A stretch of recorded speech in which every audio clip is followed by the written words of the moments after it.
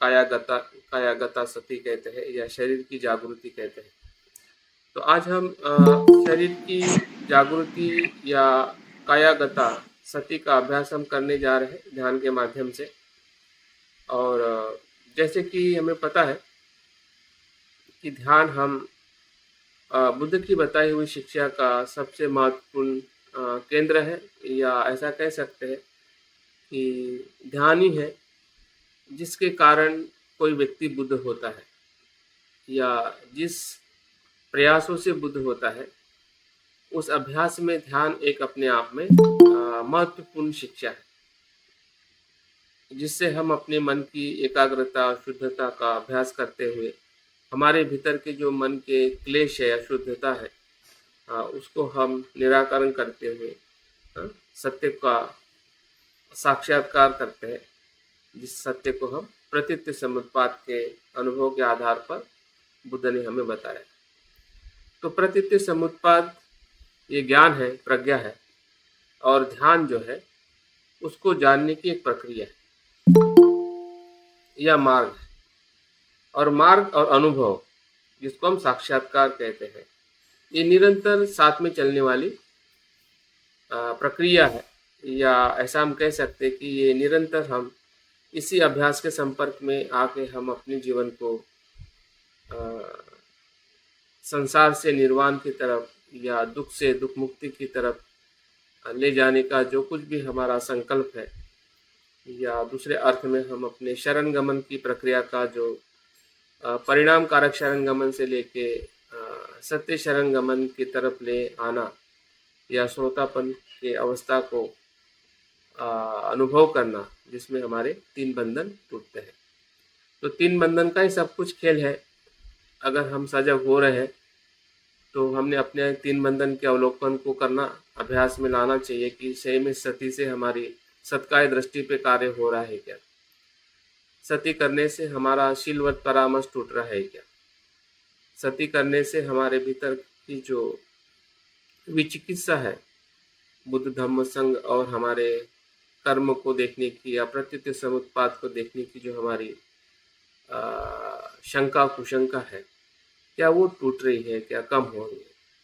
अगर 3 बंधन को अगर हम अपने ध्यान में लेते हैं और उसके साथ अगर हम कोई भी सती का अभ्यास करते हैं, तो सती की दिशा जो निर्धारित और सूक्ष्म होने लगती है, जिसको हम कहते हैं कि जागृति की जागृति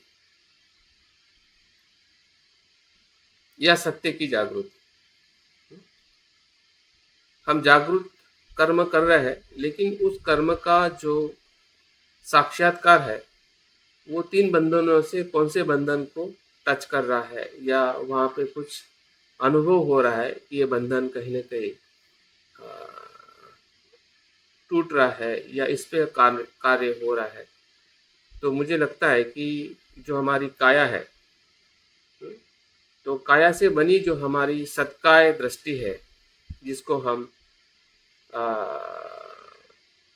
बुद्ध कहते हैं काया को सत्य मानना, सत्काय दृष्टि।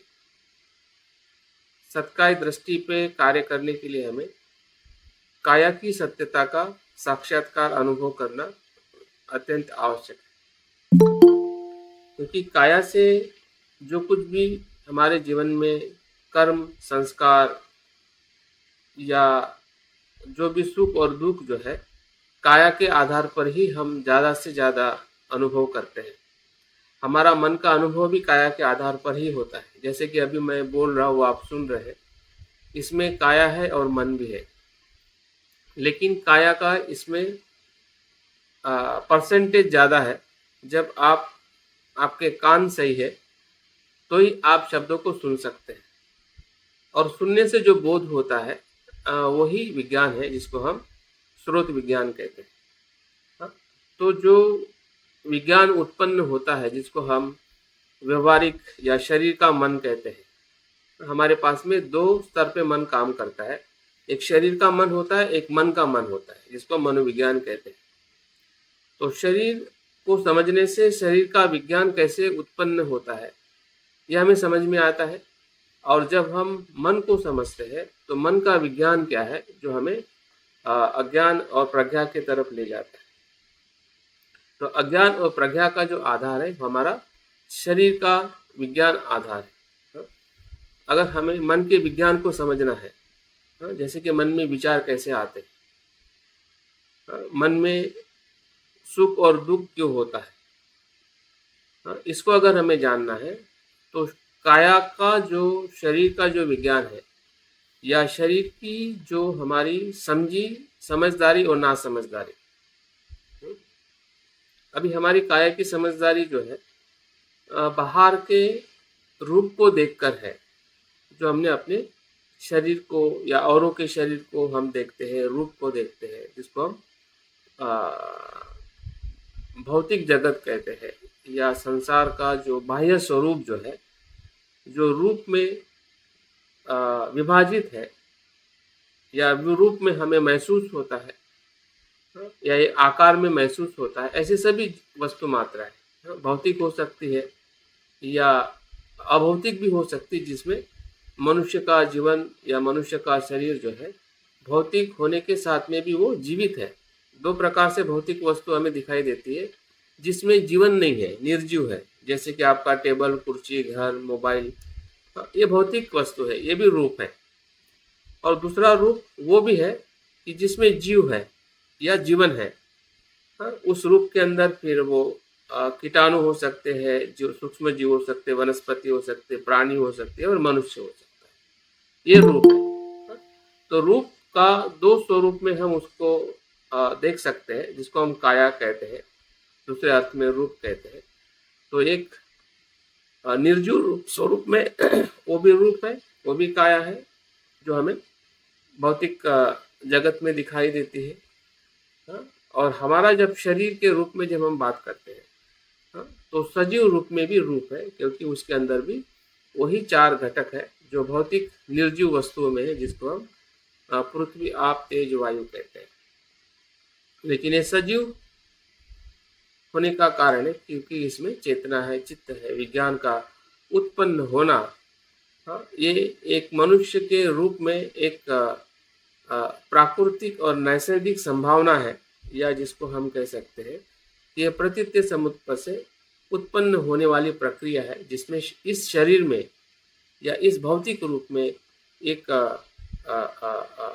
संवेदना कह सकते हैं, या विशेष प्रकार की जो चेतना कह सकते हैं, कॉन्शियसनेस कहते हैं, तो हमारे शरीर में हमें दिखाई देती है जब तक हमारा शरीर जीवित है। नहीं तो यही शरीर जब कॉन्शियसनेस को छोड़ देता है, तो ये शरीर मृत हो जाता है, जैसे कि बाकी कोई वस्तु जो है, जो ना हिलती है, ना उसमें प्रक्रिया होती है, एक गति नहीं होती है।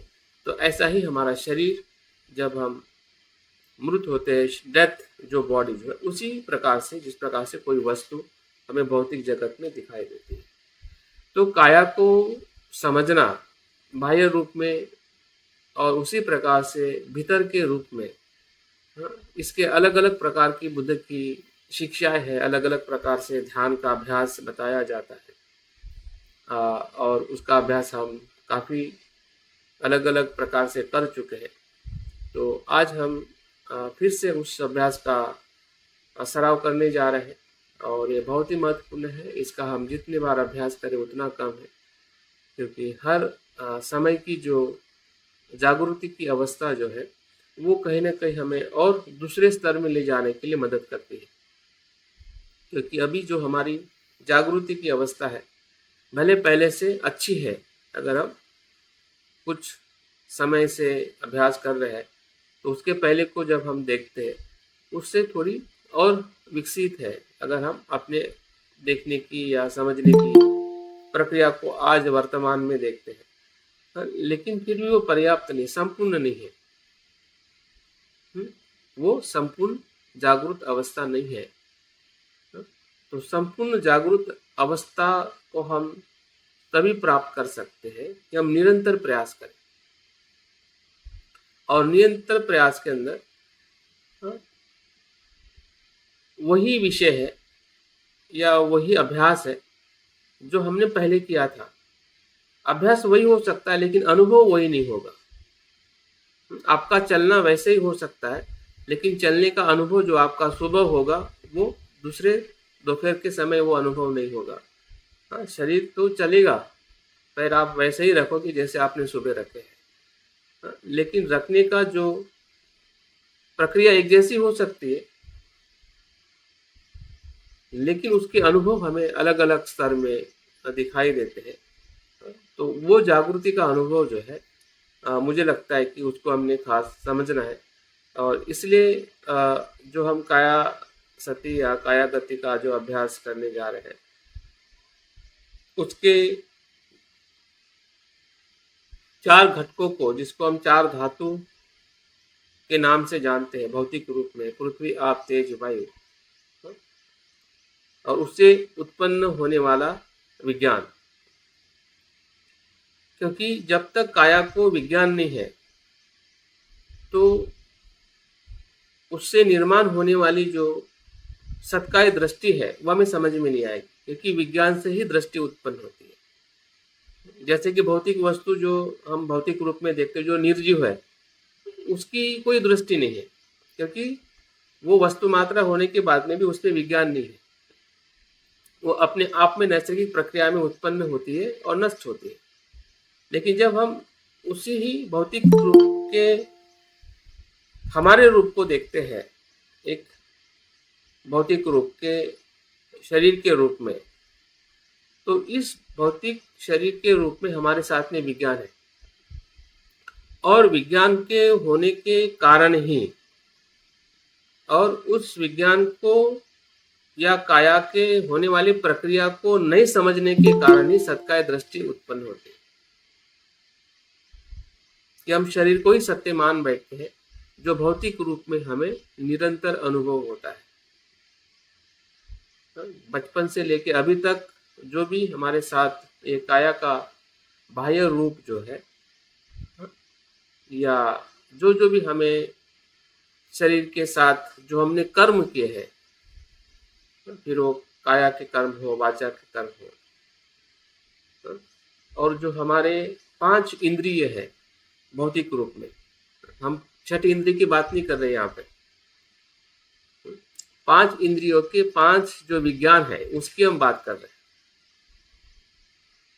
6ठा विज्ञान एक अलग अनुभव है, जो 5 इस विज्ञान के अनुभव के आधार पर 6ठा विज्ञान जो है कार्यरत होता है, या वो ज़्यादा एक्टिव होता है, या उसके भीतर जो कुछ भी इनपुट होता है इसी 5 इंद्रियों के विज्ञान से आने वाले अनुभव से वो विज्ञान स्ट्रांग होता है, या वहाँ पे एक प्रकार से कलेक्शन होता है डेटा का। वो फिर अपने जागृति और अजागृति के कारण, फिर वो मन अगर उस समय जागृत है तो जागृति से उस डेटा को लेगा, जानकारी को लेगा, और अजागृत है तो अजागृति से उस डेटा को लेगा और जानकारी को लेगा। तो अजागृति से लेगा तो सत्काय दृष्टि हो जाएगी, और जागृति से लेगा तो सम्यक दृष्टि। तो जो डेटा भीतर जा रहा है या भीतर जा चुका है, तो जा चुका है मतलब अभी तक वो कितना कुछ भीतर चला गया है, जिसको हम कभी कभी कहते हैं कि ये कहाँ से आ गया, लेकिन वो पहले चला गया अनजाने में, अभी वो बाहर आ रहा है, जिसको हम विचार कहते हैं। विचार आते कहाँ से है? विचार इसलिए आता है कि इस इंद्रियों से वो विषय भीतर चला गया, और उसके कारण हमारे मन में विचारों का एक बहुत बड़ा क्या कहते हैं, एक स्रोत, अनेक विचारों हमारे मन के भीतर जब हम आंखें बंद करते हैं तो हमें दिखाई देता है। क्योंकि ये काया के 5 जो हमारे इंद्रिय है, और इंद्रिय से जो एक हमें बोध होता है, और वहाँ पे अगर हमारी सजगता नहीं है तो उसी असजगता के कारण वो एक प्रकार से सत्काय दट्ठी जो है, सत्काय दट्ठी जो है वो निर्माण करता है। या काया को ही सत्य जान लेता है, मान लेता है, क्योंकि उसको वैसे ही दिखने लगता है, वैसे ही समझ में आता है। जैसा समझेगा वैसा ही वो देखेगा और वैसा ही वो अपने जीवन में वो काम करेगा। ये हमारी शरीर काया उसी प्रकार से फिर काम करते हैं, जिसको हम लोभ कहते हैं, द्वेष कहते हैं, या शरीर के साथ जो हमारी शाश्वत दृष्टि है, जिसको हम आत्मा कहते हैं या नित्य भाव कहते हैं, या उच्छेदवाद की शरीर में कुछ भी नहीं है, शरीर मृत्यु के बाद में नष्ट हो जाता है और जीवन भी नष्ट हो जाता है। शरीर नष्ट होना और हमारे जीवन के कर्म नष्ट होना, वो उच्छेदवाद दृष्टि है कि कुछ भी नहीं है इस शरीर के साथ में। जब तक शरीर है, जीवन है, तब तक सब कुछ है और उसके बाद में कुछ भी नहीं है। तो ये जो दोनों मिथ्या दृष्टि जो है, शाश्वतवाद भी मिथ्या दृष्टि है और उच्छेदवाद भी मिथ्या दृष्टि है।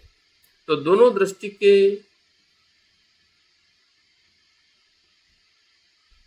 दृष्टि का अनुभव होना ही मध्यम दृष्टि है। अगर दो दृष्टि में हम फंसे हैं, या हमारा मन या हमारी जो जागृति अगर नहीं है, तो कभी कभी इन दो दृष्टि को ही हम सत्य मान बैठते हैं। विशेषता जब हम कहते हैं कि अनित्य है, तो अनित्य हमें उच्छेदवाद में ले जाता है। लेकिन बुद्ध ने जो अनित्यता जो है उच्छेदवाद के लिए नहीं बताई है कि कुछ भी नहीं है। लेकिन हमारी जो सोच और हमारी जो दृष्टि जो है कि शरीर नहीं है या मैं नहीं है, इसका मतलब हम ऐसा लगा बैठते हैं कि मैं बिल्कुल नहीं है, मैं से रहित।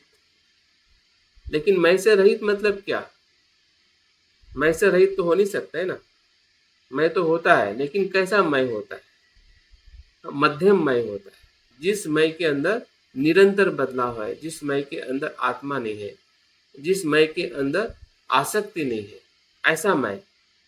क्योंकि अगर मैं नहीं है, इसका मतलब उच्छेदवाद में चले गए, और मैं है तो शाश्वतवाद में चले गए। तो बुद्ध ने दोनों दृष्टि को नकारा है।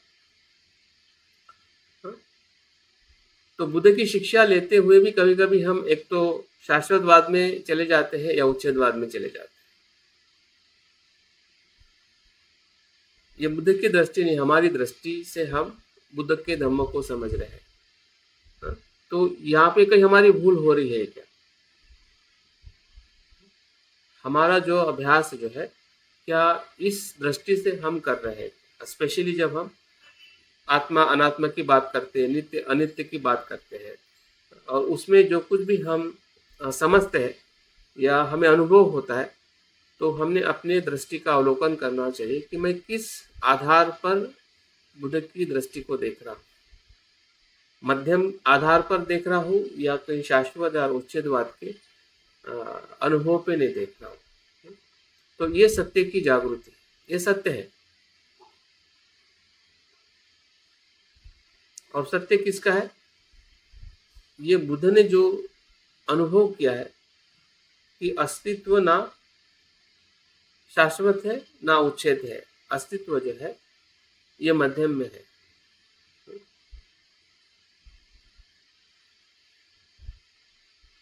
और उसी दृष्टि से हमें शरीर को समझना है, या काया को देखना है कि काया अपने चार धातुओं से कैसे उत्पन्न होती है, कैसे अस्तित्व में आती है और कैसे उसका लय होता है। मतलब यहाँ पे शरीर ना शाश्वत है ना उच्छेद है। मध्य दृष्टि से जब हम देखते तो वहां पे दो बातें स्पष्ट हो जाती है। अस्तित्व है, शरीर है, लेकिन उसके प्रति लगाव नहीं है, विज्ञान या मन का लगाव नहीं है। मतलब अस्तित्व पूरी तरह से वहां पे नकारा नहीं गया है, नहीं है ऐसा नहीं कहा गया, उच्छेद में लेके नहीं गए हैं बुद्ध शरीर को देखते हुए। जैसे वो शाश्वत में नहीं है कि शरीर वैसे ही वो रहता है जैसे वो होता है, वैसे ही बिल्कुल शरीर नहीं होता है, उसमें भी बुद्ध लेके नहीं गए। बुद्ध ये कहते हैं शरीर को देखने में कि शरीर है, क्योंकि चार धातु तो होते हैं कि हम खाना खा रहे हैं, जीवित है, हमारा शरीर नहीं है, ऐसा थोड़ी कह सकते हैं।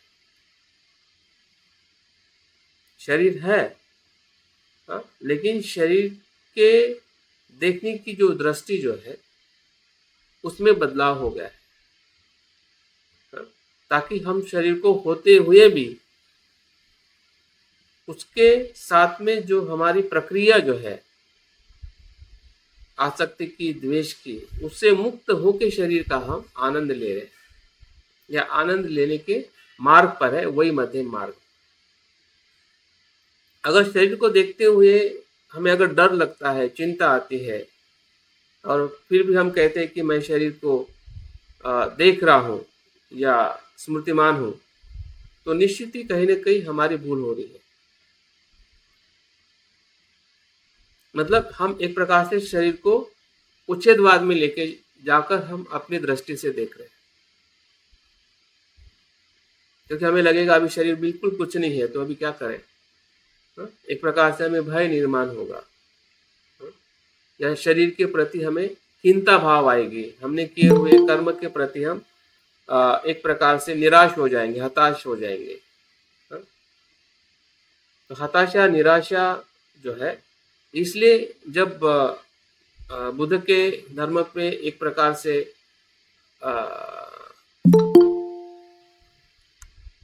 आधुनिक जगत में जब अभ्यास किया गया, तो उनको दोष दिया गया कि बुद्ध का धर्म निराशवादी है। बाबा साहब ने इस संकल्पना का भी विरोध किया कि बुद्ध का धर्म निराशवादी नहीं है, लेकिन बहुत सारे विद्वानों ने, या कब हम उसके जो बौद्ध साधक है वो भी निराशवादी प्रक्रिया में चले जाते हैं, सूक्ष्म निराशवादी में चले जाते हैं, क्योंकि बुद्ध की शिक्षा निराशवादी नहीं है, लेकिन हम उस प्रकार से ले लेते हैं। तो क्या यहाँ पे हम इस प्रकार से शरीर को देखते हैं क्या? अगर निराशवादी में अगर हम चले गए, इसका मतलब ये है कि हम कहीं ना कहीं उच्छेदवाद के दृष्टि से हम बुद्ध की शिक्षा को ले रहे हैं। तो ये हमारी जो भूल जो है उसको सुधारने के लिए हमें ये ध्यान जो है हमें मदद करने वाला है, या इसके हमने मदद लेनी चाहिए, जो हम सत्काय दृष्टि का अगर हमें उस पे काम करना है, सत्काय दृष्टि से हमें सम्यक दृष्टि की तरफ जाना है, तो सम्यक दृष्टि का जो अनुभव जो है वो बहुत ही संतुलित और मध्यम मार्ग का वो आचरण है, जिसमें अस्तित्व होता है, लेकिन अस्तित्व के प्रति जो नासमझी है वो दूर हो जाती है। अस्तित्व नहीं होता है ऐसा नहीं है, शरीर है, उसके उस चार धातु के साथ जीवन है जब तक हमारा मृत्यु नहीं होता है।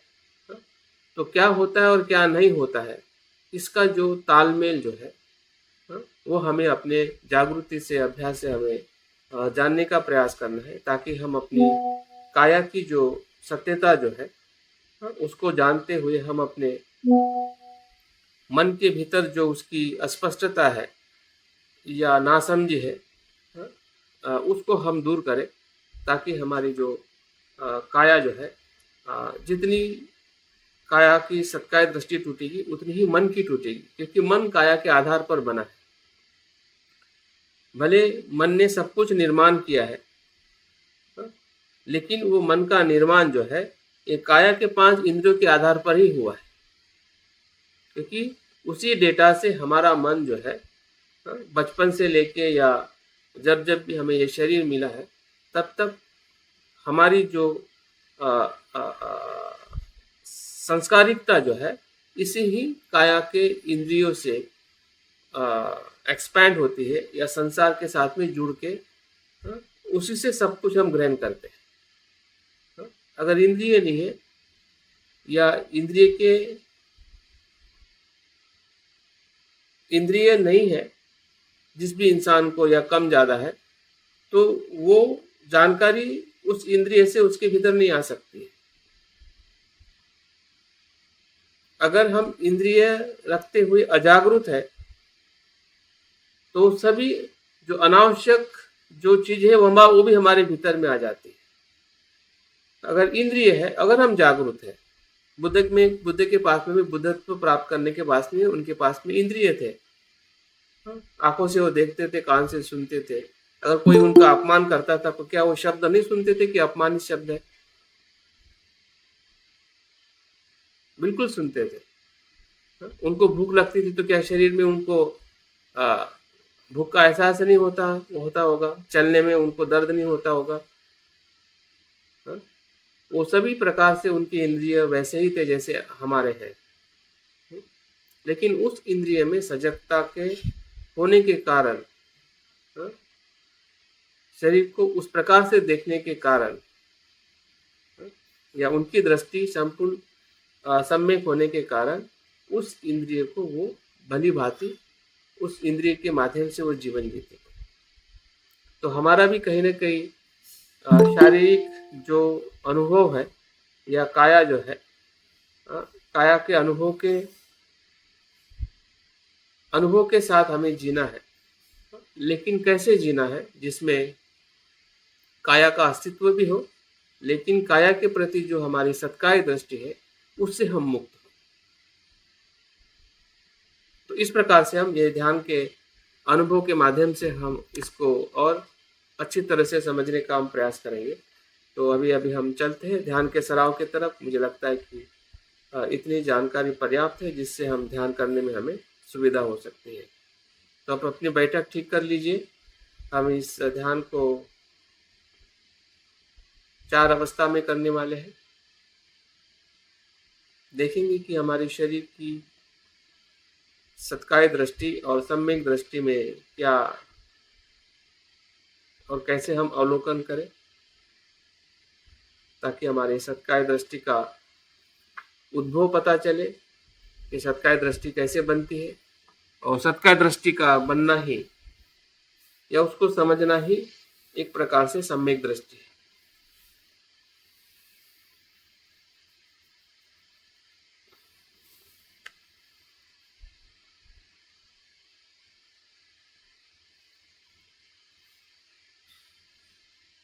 तो ध्यान के लिए अपने शरीर और बैठक को ठीक कर लीजिए।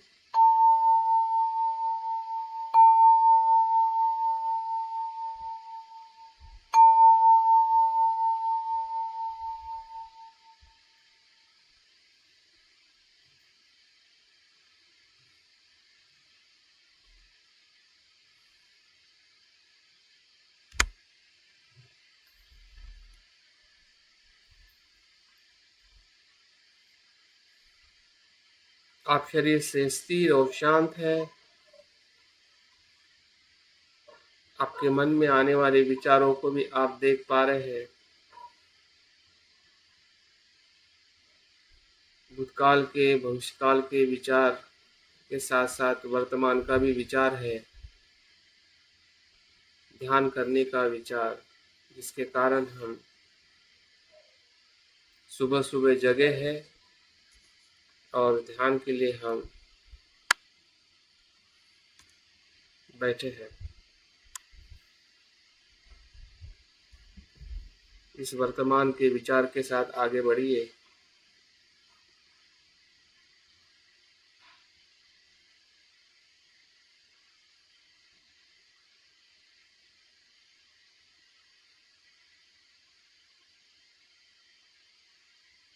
इसी विचार से हम प्रभावित होकर मन के भीतर ध्यान का छंद, ध्यान करने की इच्छा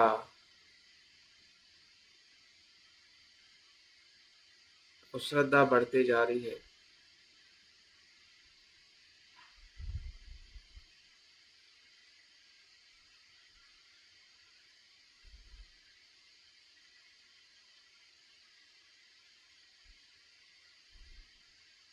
जो ध्यान करने जा रहे हैं उस ध्यान और उद्देश्य का भी स्मरण रखें।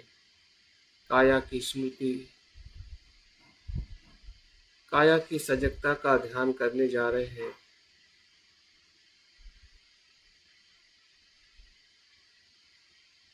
जिससे हमारे शरीर की सत्काय दृष्टि जो है उसका अवलोकन करते हुए सम्यक दृष्टि का अनुभव करने के लिए, जैसे बुद्ध ने अपने शरीर को शरीर देखा और देखते देखते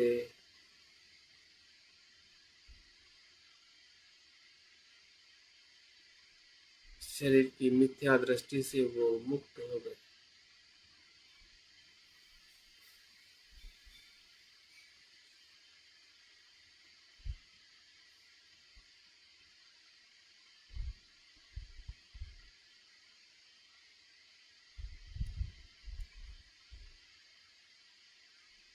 तो ऐसा बुद्ध ने क्या देखा जिसके कारण वो मिथ्या दृष्टि से मुक्त हुए?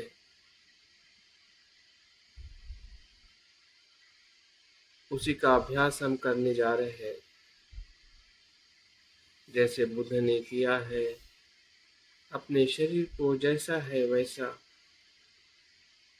देखने का निरंतर अभ्यास किया।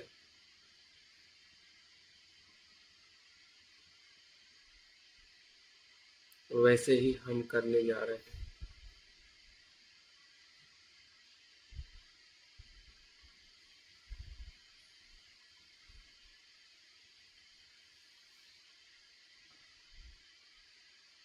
हमारे भीतर श्रद्धा है बुद्ध धम्म संघ के प्रति और स्वयं के प्रति विश्वास है।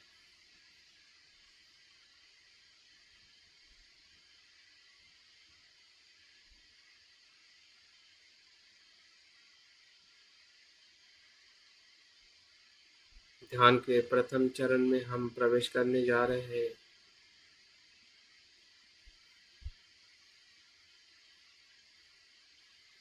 जागृति का अनुभव लीजिए, सांस को देखते हुए।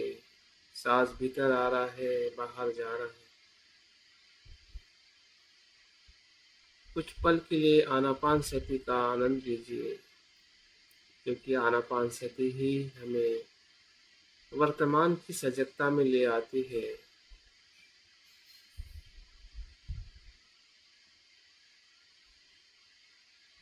सांस ही है जो वर्तमान में हमारी सजगता को अनुभव कराता है।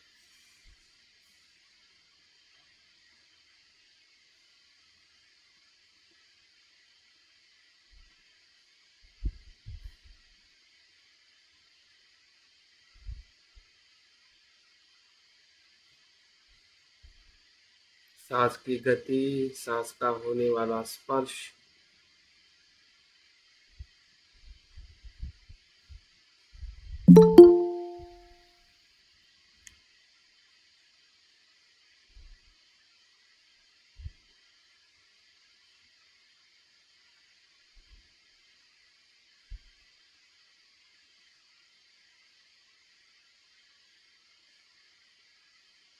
उसका अनुभव लीजिए। सांस है, स्पर्श है और काया है। एक काया का सूक्ष्म स्वभाव है, जहाँ पे हमें स्पर्श हो रहा है।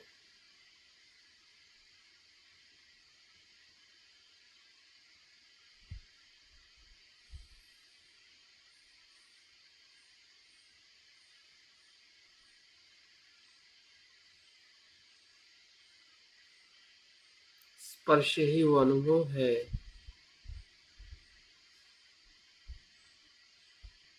जिससे एक काया निर्माण होती है, जिस काया का हम अवलोकन करने जा रहे हैं।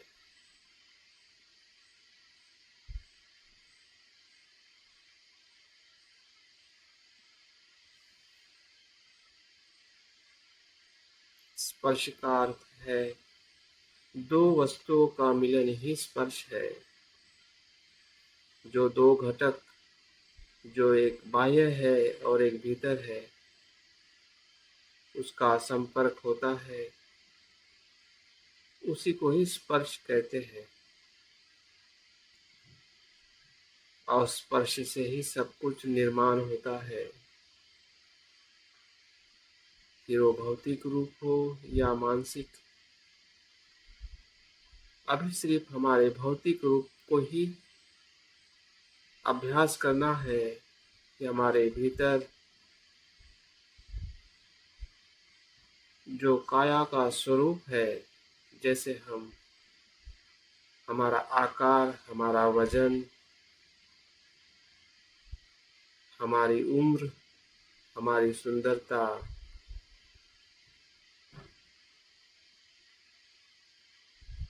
या हमारे इंद्रिय, आँख, कान, नाक, जीभ, त्वचा, ये सभी शरीर के बाह्य रूप है।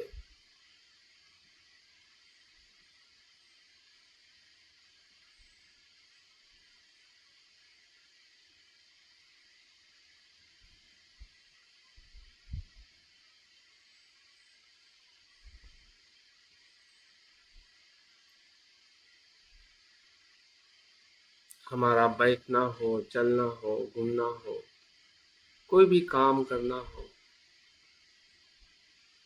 उठने से लेके सोने तक, जो कुछ भी शरीर की हलन चलन है, कर्म है, वो सभी काया के आधारित होता है।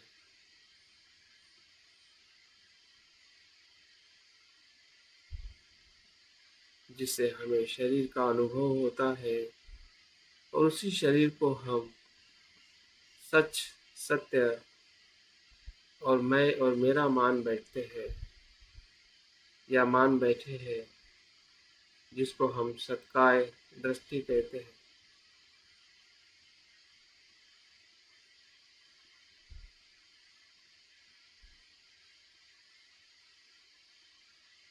शरीर को सत्य मानना, अंतिम सत्य मानना,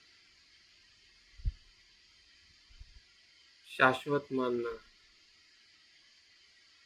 नित्य मानना,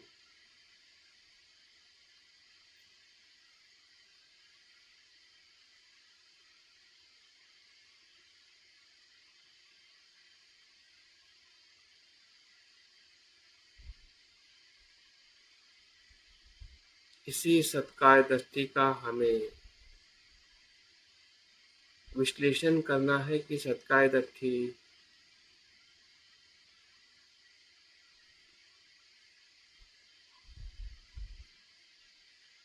इसी काया के आधार पर बनी है, क्योंकि शरीर को हम अधिक उपयोग करते हैं, मन से ज़्यादा हम शरीर का उपयोग करते हैं।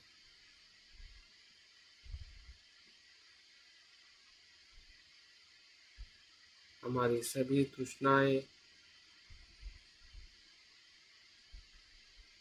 सभी अज्ञान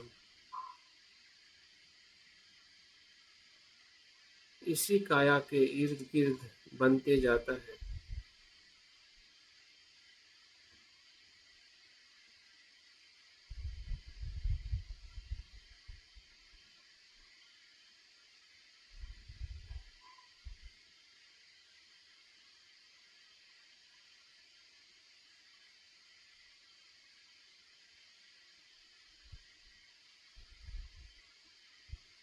बुद्ध कहते हैं कि हमारी काया जो बाहर से हमें दिखाई देती है, उसका भीतर से अवलोकन करिए।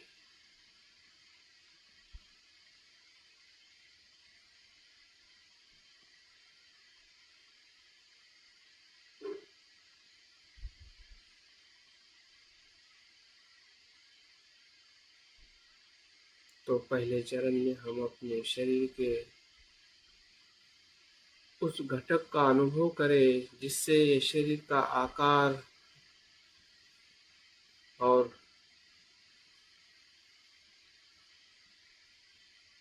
एक रूप का हमें अनुभव होता है।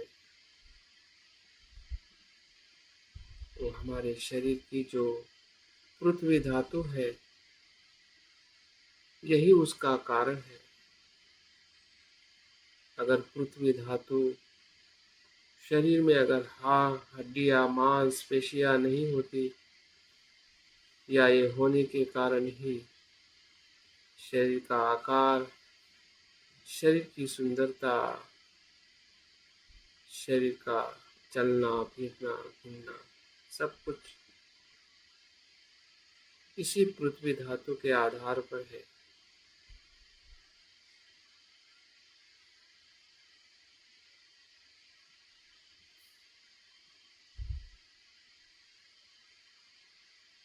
ये पृथ्वी धातु का भीतर आने की जो प्रक्रिया जो है, वही इस धातु का स्पर्श है।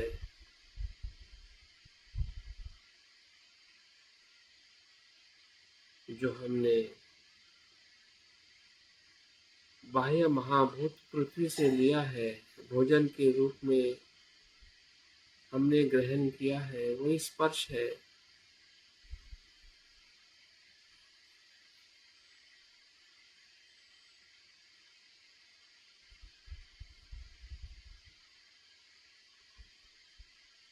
और अभी भी निरंतर उसका स्पर्श हमें अनुभव हो रहा है। जहाँ पर आप बैठे हैं, शरीर का पृथ्वी महाभूत से स्पर्श है। जो पृथ्वी धातु भीतर है, जो हमने ग्रहण किया है, उससे पृथ्वी धातु निर्माण हुआ है।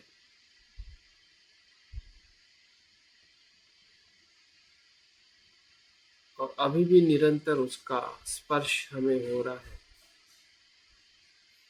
उसी के कारण हम बैठ सकते हैं, उसी के कारण हम चल सकते हैं।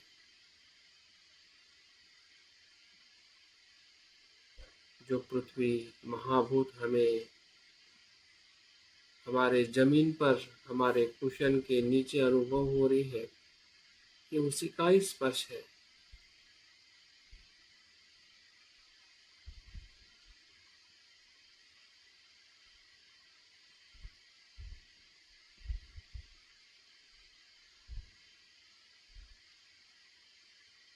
जैसे हमने सत्काय दृष्टि से इस शरीर को पूर्व ग्रह में देखा है, वो पूर्व ग्रह हमारा टूटते जा रहा है। और यहाँ पे हमारा नया विज्ञान उत्पन्न हो रहा है, जागृति का विज्ञान। इस शरीर का पृथ्वी धातु जो बाहर से दिखने से हम भ्रम में, मिथ्या दृष्टि में पड़ जाते हैं, जब उसी धातु को, शरीर के उसी तत्व को हम भीतर से देख रहे हैं, तो भ्रम टूट रहा है।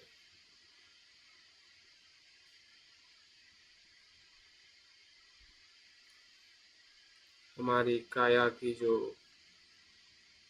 सत्यता जो है, वो हमें समझ में आ रही है कि जो पृथ्वी धातु है,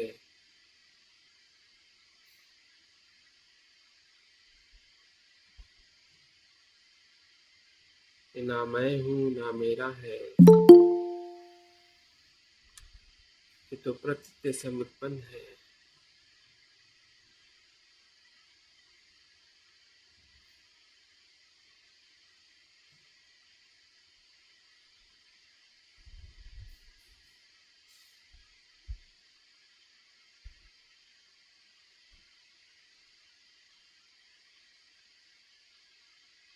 पृथ्वी धातु और पृथ्वी महाभूत है अपने अस्तित्व में,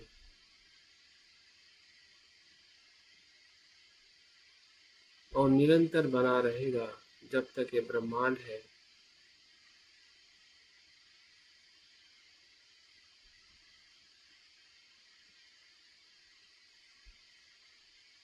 ना वो शाश्वत है, ना वो उच्छेदवादी है। उस भ्रम से भी हम मुक्त हो रहे हैं, और स्वयं के भ्रम से भी मुक्त हो रहे हैं। शरीर को आसक्त होना, उस आसक्ति से हम मुक्त हो रहे हैं।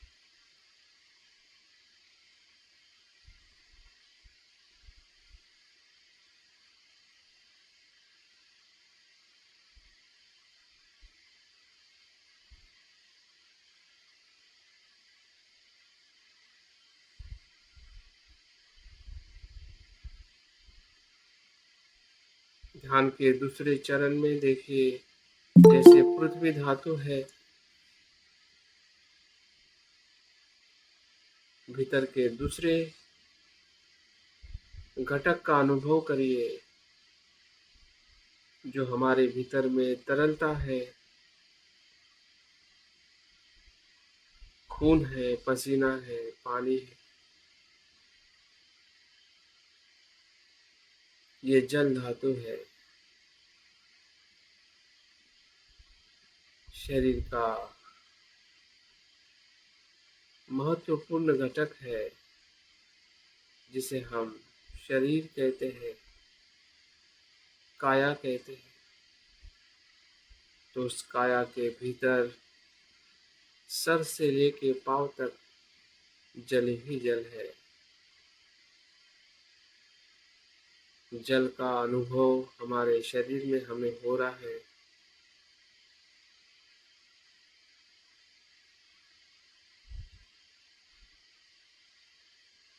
या जब हम पानी पीते हैं, तो उस पानी का स्पर्श ही हमारे जल धातु को उत्पन्न करता है।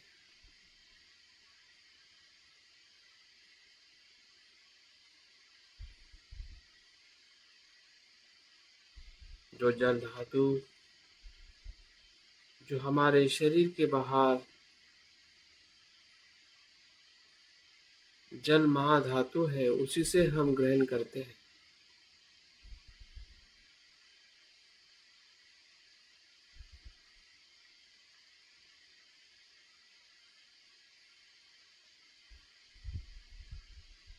जब जब भी हमें प्यास लगती है, तब तब हमारे भीतर जल भीतर आता है।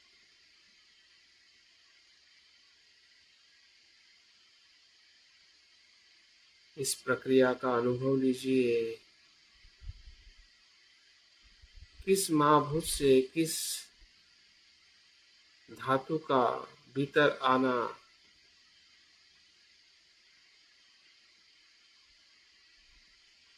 एक नैसर्गिक प्रक्रिया घटित होती है।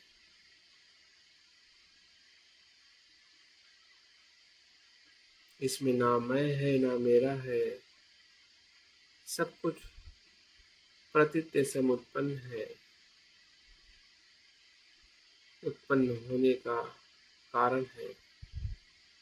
अकारण कुछ भी घटित नहीं होता है।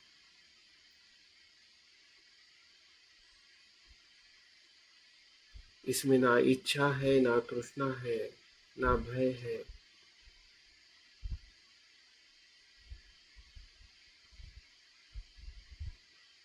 शरीर के भीतर आने वाला जल शरीर की जरूरत है, शरीर का धर्म है, शरीर का स्वभाव है।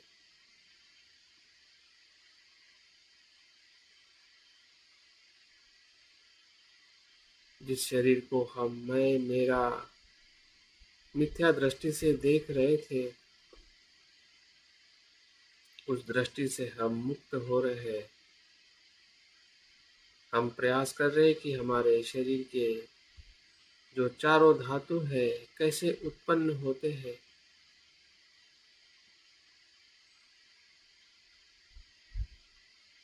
स्पर्श से,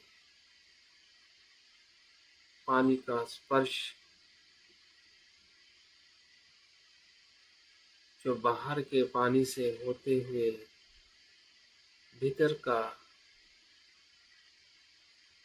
उसी पानी का रूपांतरण रक्त, पसीना और अनेक प्रकार की रासायनिक प्रक्रिया में परिवर्तित होता है।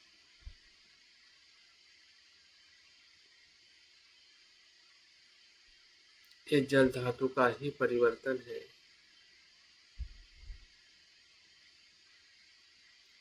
शरीर की सत्यता हमें समझ में आ रही है। जैसे जैसे हम उस धातु का अवलोकन कर रहे हैं, जैसा है वैसा देख रहे हैं, वैसे वैसे हमारी समझदारी में बदलाव होते जा रहा है। शरीर के जो पूर्व ग्रह है वो टूटते जा रहे हैं। सत्काय दृष्टि का आवरण टूटते जा रहा है।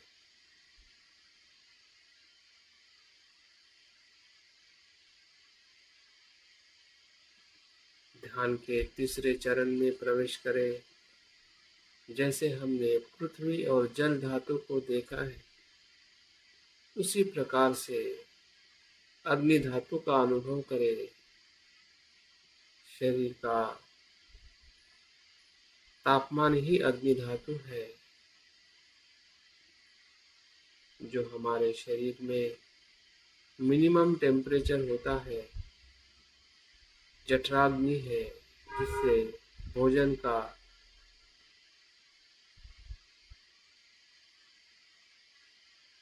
अनेक धातु में परिवर्तन होता है।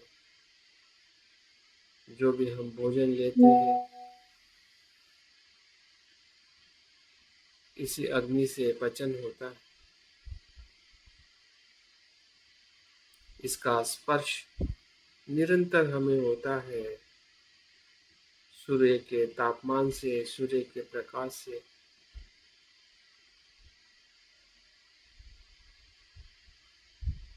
यही स्पर्श हमारे शरीर के अग्नि धातु का निर्माण करता है।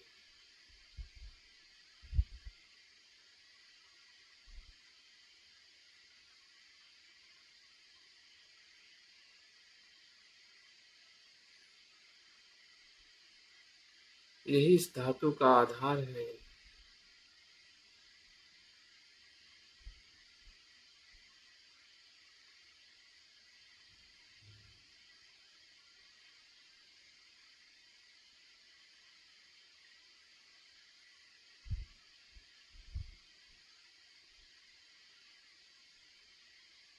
जैसे जैसे हम देख रहे हैं, वैसे वैसे इस शरीर की जो सूक्ष्मता है हमें अनुभव हो रही है। जो बाह्य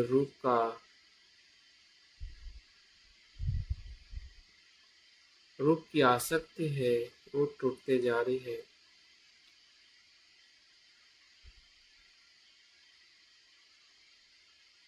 क्योंकि भीतर से शरीर ऐसा नहीं है जैसा बाहर से हमें दिखाई देता है।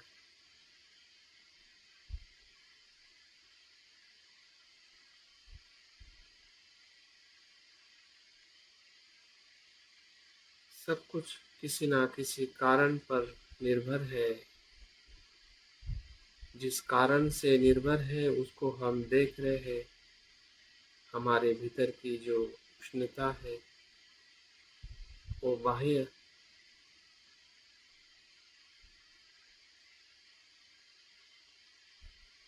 तेज महाभूत है, उससे निर्भर है।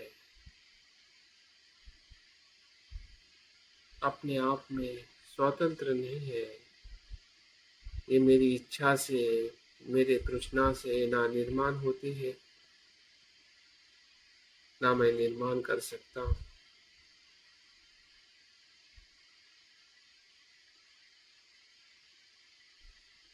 तो काया की मिथ्या दृष्टि, मैं का भाव वहां से लुप्त हो जाता है।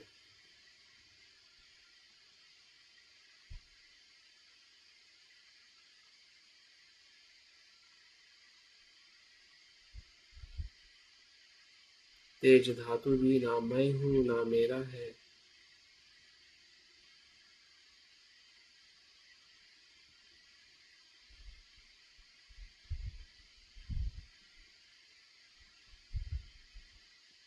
ध्यान के चौथे और अंतिम चरण में काया के चौथे धातु का अनुभव करिए, जिसे वायु धातु कहते हैं।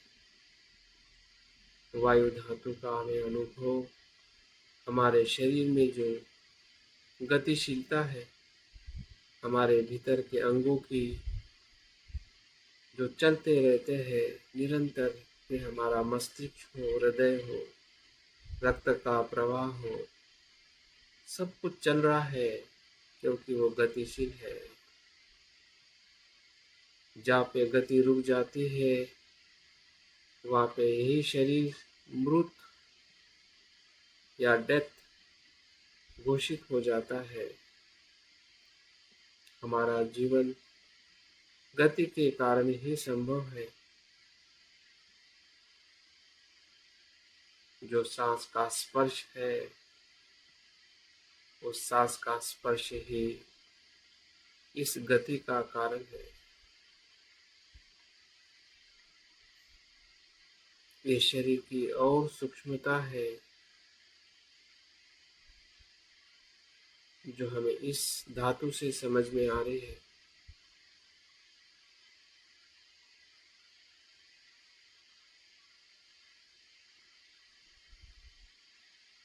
हमारे शरीर का जीवित रहना, गति होना, फिर चलना हो, फिरना हो, बैठना हो, या हमारी सुंदरता हो, हमारी उम्र हो, या शरीर से जुड़ी हुई सभी प्रक्रिया हो, सब कुछ इसी धातु के अनुभव से होती है। जब तक गतिशीलता है तब तक शरीर का अस्तित्व है। इसलिए बुद्ध कहते हैं कि हमारा शरीर श्वास है और श्वास ही शरीर है। जो हमें शरीर ठोस, नित्य, मैं, मेरा दिखाई देता है, वो वास्तविकता में ऐसा नहीं है। वो मिथ्या है, भ्रम है। सत्य तो यही है जो इस क्षण में हम अपने शरीर को देख पा रहे हैं। सांस ही सांस है, और ये सांस का आधार भी वायुमंडल है, जो महाधातु है, सभी के लिए है।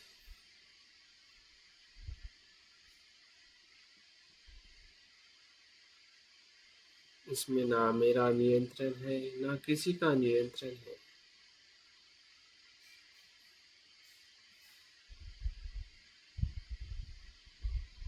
कोई इसे नियंत्रित नहीं करता है, ना कोई इसे उत्पन्न करता है, ना इसे कोई नियंत्रित करता है।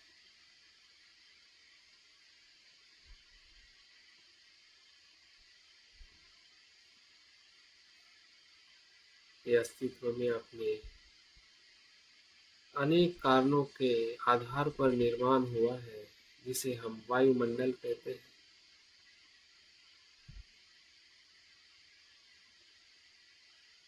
अनेक प्रक्रिया का वो परिणाम है, किसी का सर्जन नहीं है, ना मेरा ना और किसी का।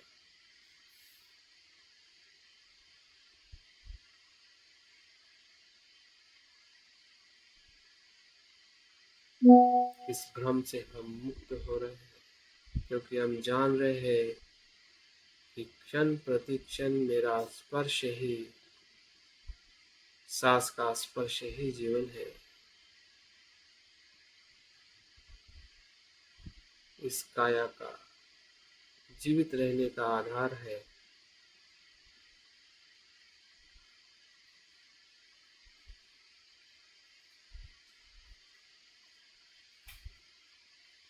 ये चारों धातु भीतर और बाहर जो रूप के माध्यम से हमें दिखाई देते हैं, जिसे हम अपना शरीर कहते हैं, फिर हमारे आंखें हो, नाक हो, जीभ हो, त्वचा हो, हमारा रूप हो, सुंदरता हो, कुरूपता हो, जवानी हो, बुढ़ापा हो, रोग हो, जन्म हो, जरा हो, मरण हो, सब कुछ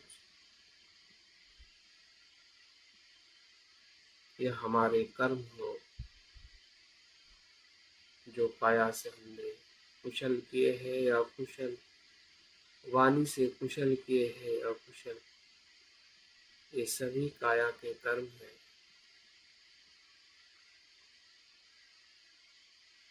ये सब कुछ काया ही काया है,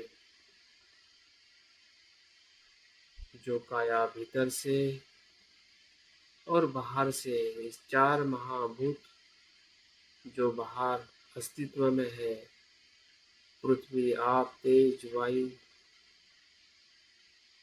इसी के संपर्क से ये काया का उद्भव और लय होता है। क्षण प्रति क्षण जो हम ले रहे हैं वही वापस कर रहे हैं। जैसे कि सांस ले रहे हैं तो सांस वापस करते हैं, तभी फिर से लेते हैं। पानी भी लेते हैं, पानी भी छोड़ते हैं। उष्णता भी लेते हैं, उष्णता भी छोड़ते हैं। पृथ्वी भी लेते हैं, पृथ्वी भी छोड़ते हैं। ये जब तक संतुलित है तब तक हम निरोगी है। इन चार धातु का असंतुलन ही हमारी बीमारियां है, हमारा बुढ़ापा है। और अंतिम ये चार घटक जब बिखर जाते हैं वही मृत्यु है।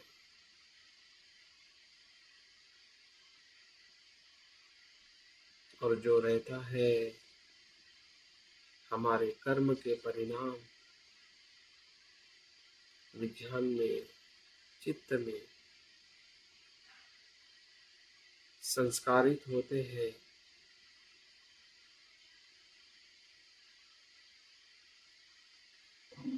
वही दूसरे जीवन की शुरुआत है। इसलिए मृत्यु जीवन का अंत नहीं, एक यात्रा की समाप्ति है। फिर से यात्रा शुरू होती है।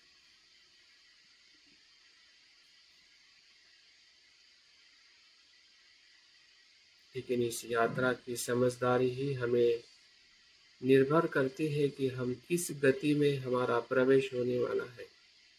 अगर शरीर को अगर हम आत्मा, मैं, मेरा आसक्त होकर देखते हैं तो विज्ञान भी उसी आधार पर जन्म धारण करता है। दुख में, दुर्गति में,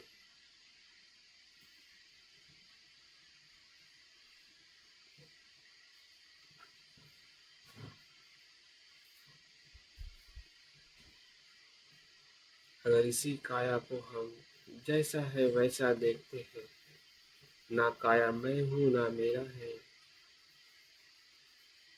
ना आसक्ति है ना द्वेष है,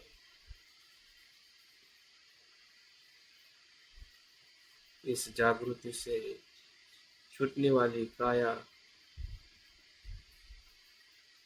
उस विज्ञान से सद्गति को प्राप्त होते हैं।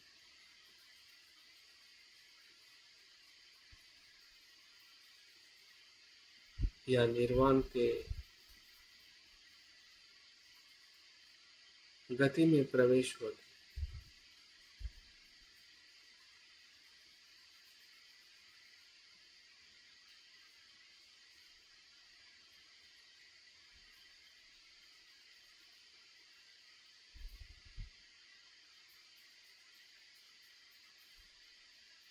काया की मिथ्या दृष्टि ही हमारे मन की मिथ्या दृष्टि बन जाती है, और काया की सम्यक दृष्टि ही हमारे मन की सम्यक दृष्टि बन जाती है। जो भी मन के भीतर अज्ञान है, दुख है, उसका आधार हमारी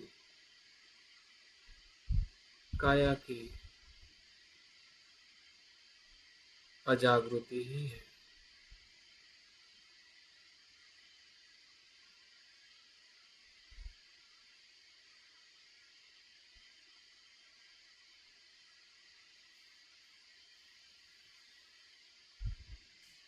अभी हम जागरूक हो रहे हैं काया को, शरीर जैसा है वैसा देखना, बाहर से हो भीतर से हो, उसके धातुओं में हो, धातु के स्पर्श में हो, या बाहर के हमारे कर्म में हो।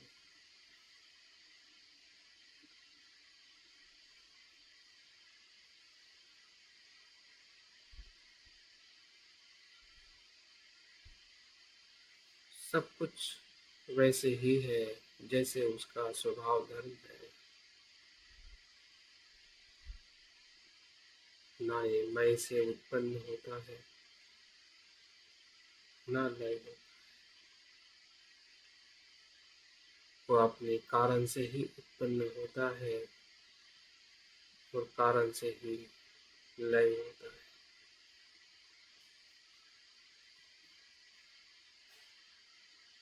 सभ्य संखारानि च, शरीर के सभी संस्कार कारण होने से ही वो अनित्य है, और जो अनित्य है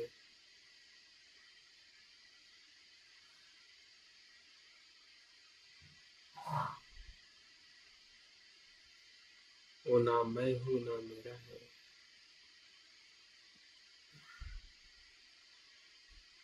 ना उससे चिंता है, ना भय है, ना आसक्ति। मैत्री और करुणा का हमें अनुभव होने लगता है जैसे हम भ्रम और आसक्ति से मुक्त हो जाते हैं। तो शरीर को देखने की दृष्टि बदल जाती है और शरीर के प्रति हम मैत्री से देखते हैं,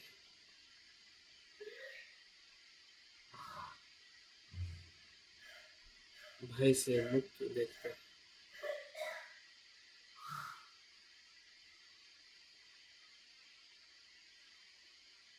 यही इस ध्यान का अनुभव है।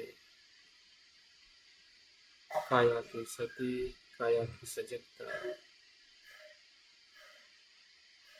हमें आसक्ति, भ्रम और भय से मुक्त करती है, जिसमें हमारा भी कल्याण है और सभी